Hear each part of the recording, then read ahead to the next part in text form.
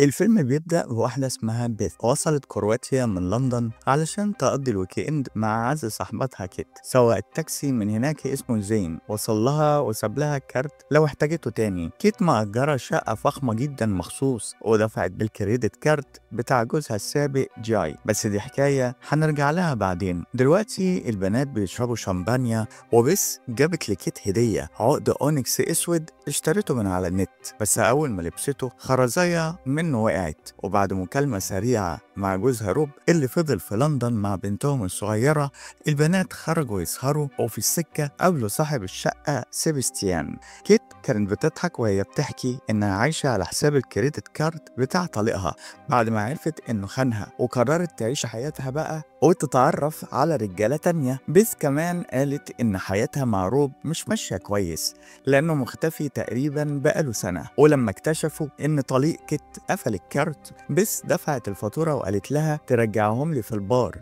واحنا محتاجين نلاقي رجالة كمان. زين رجع ياخدهم بالتاكسي ويروحهم البار، وهم في الطريق حكى انه هرب من الحرب في سوريا علشان يعيش هنا. بيث ردت وقالت انها ساعدت لاجئين سوريين قبل كده وجابت لهم سكن. وفي البار البنات اتعرفوا على 2 شباب وسيمين اشتروا لهم مشروبات، وكيت اقترحت يكملوا السهرة عندها في الشقة. بيث صحيت تاني يوم حوالي الظهر ومش فاكرة حاجة من اللي حصل بالليل. الشقة باين عليها إنها اتقلبت حفلة، بس كيت مش موجودة وتليفونها مش بيرد. روب سأل بس انتوا اتخانقتوا؟ قالت له لأ، يمكن كيت بس خرجت شوية وترجع. راحت تسأل سيبستيان لو شافها، قال لها لأ، بس فكرها ان ممنوع يدخلوا رجاله الشقه وعلشان كده هي لازم تدفع غرامه. بيس بلغت البوليس باختفاء كيت، بس المحقق بافيك قال لها لازم نعدي 24 ساعه على الاقل قبل ما نبدا ندور. قال لها يمكن ترجع لوحدها. بيس كلمت زين وقالت له على اللي حصل وطلبت يوصلها للبار اللي كانوا فيه، وهناك حاولت تسال البارتندر لو يعرف حاجه بس ما وصلتش لاي حاجه. فجاه زين بيساعدها وبيكتشف ان الولاد اللي قابلتهم في البار اسمهم ماتيو ولوكا، وكيت كانت مأجراهم. بالليل بيز كلمت جوزها وقالت له انا هفضل في كرواتيا شويه علشان اشوف ايه اللي حصل لكيت. روب ما كانش مبسوط بس ما قدرش يمنعها، وبعد شويه بيز لقت الولاد على السوشيال ميديا وكلمت زين تاني واللي عمل نفسه زبون واتفق معاهم يتقابلوا في كافيه. وفي وسط الكلام بيبان ان كيت هي اللي عرفت بيث على روب. اول ما ماتيو ولوكا شافوا بيث هربوا على طول، بس زين جري وراهم ومسك واحد فيهم وقال انهم فعلا كانوا مع كيت وسابوها الساعة 3 الفجر وأخدوا شنطتها وباعوها في محل رهن، بس ما شافوهاش تاني. بس راحت تجيب الشنطة ولقت الموبايل فيها بس مطفي وراحت تبلغ الشرطة، بس زين طلب منها ما تجيبش سيرته علشان مشاكله مع الفيزا.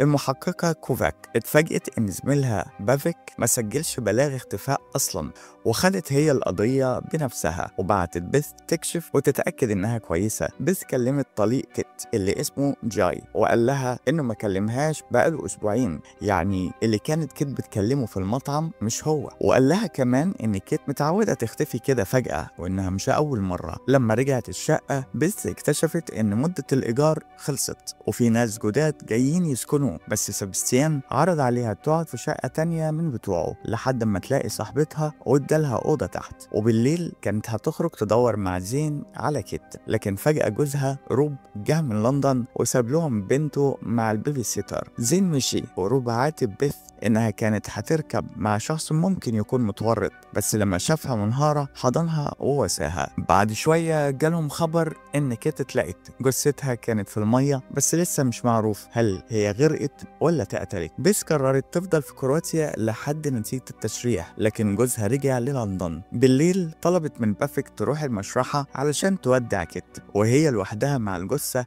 استغلت بصمة وشها وفتحت بيها موبايلها. وبعد شوية بيس اكتشفت الصدمة، اللي كانت كيت بتتخانق معاه في التليفون وقت العشاء كان روب جوزها. بيس كمان لقيت رسائل بينها وبين روب بتأكد إن كان في علاقة بينهم، وكيت كانت بتضغط عليه يسيب مراته. بعد كده وصل خبر إن التحاليل أثبتت إن بيس وكيت كان عندهم نفس النوع من المخدر في جسمهم، لكن ماتيو ولوكا معهم شهود إنهم كانوا في البار لحد الصبح. بيس افتكرت إنها اتخانقت مع كيت بسبب إنها عايزة تكمل السهرة مع الرجالة في الشقة، وبدأت تشك إنها هي اللي بقت المشتبه فيها. قالت كل حاجة لزين وقالت وقالت له إنها شاكة إن كيت دست لها المخدر علشان تخون روب، وبكده روب يسيبها. ولما روب كلمها بس ما قدرتش تسكت أكتر وواجهته بالخيانة، وفعلا اعترف بكل حاجة. تاني يوم البوليس قبض عليها فجأة وفرجوها على صورة ليها مع زين، واتضح إن زين ليه صلة بالمافيا الألبانية واللي ليها علاقة بتجارة البشر. والبوليس بدأ يشك إن بس استعانت بزين علشان يقتل صاحبتها اللي كانت عشيقة جوزها. محامي طلع بس بكفالة مؤقتة وقال لها إنهم لسه ما عندهمش أدلة كافية ضدها. لما رجعت الشقة لقت زين هناك، قال لها إن سبستيان سمح له يدخل وشرح لها إنه كان دكتور في سوريا وساعد طفل ألباني، وبعدها أبوه ساعده يهرب على كرواتيا، وهي دي كل علاقته بالمافيا. بس قعدت تفكر إزاي البوليس عرف موضوع خيانة روب. هي ما قالتش لحد، وفعلا اكتشفت كاميرا مستخبية ورا مراية في الأوضة ممكن تكون سجلت المكالمة. افتكرت إنها شافت بافيت بيتكلم مع سبستيان، فاغتنمت الفرصة وسرقت مفتاح الشقة بتاعته.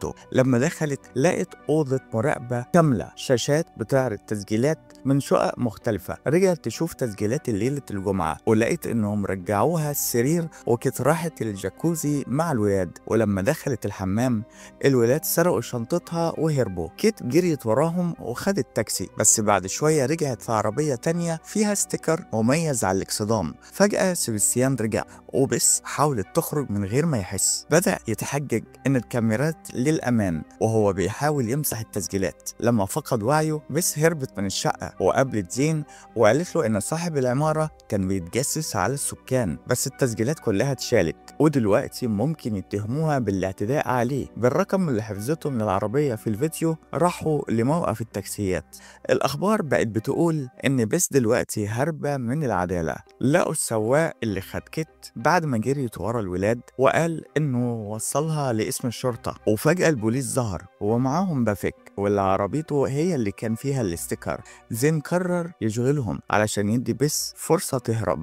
الخطة نجحت جزئيا وبافيك جري ورا بس لحد ما طلعت فوق سطح مبنى. بس صرخت وقالت انه قتل صاحبتها علشان كانت رفضته بعد ما حاول يتحرش بيها. بافيك شتم كيت، لكن فجأة وهو بيتكلم قدام ضابط تاني اتزحلق ووقع من فوق ومات.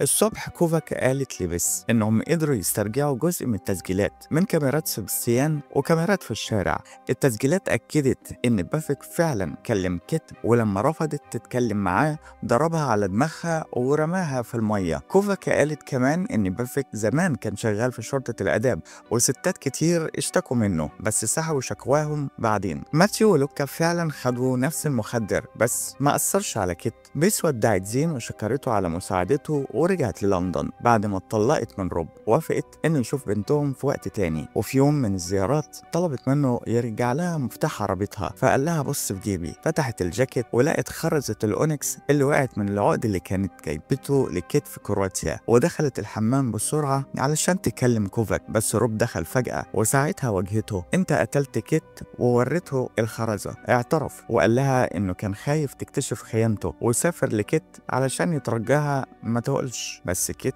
كانت بتضغط عليه يطلق لأنه بقى مهووس بيها، وهي مش عايزة واحدة زي بس تعيش مع راجل زيه. وسط الخناقة روب زق كيت، راحت خبطت راسها في صخرة وقعت في المية. روب قال لها ده كان حادث ما تقوليهوش لحد، بس طلعت موبايلها وسمعته تسجيل في صوت كوفيك بتقول إن المكالمة متسجلة والشرطة خلاص في الطريق. روب حاول يمنعها بس بس خدت بنتها وخرجت وهي سمع صوت السيرينا قرب على البيت. شكرا لمشاهدتكم، ولو عجبكم الملخص دوسوا لايك وسيبوا تعليق، وما تنسوش تشتركوا في القناة. سلام.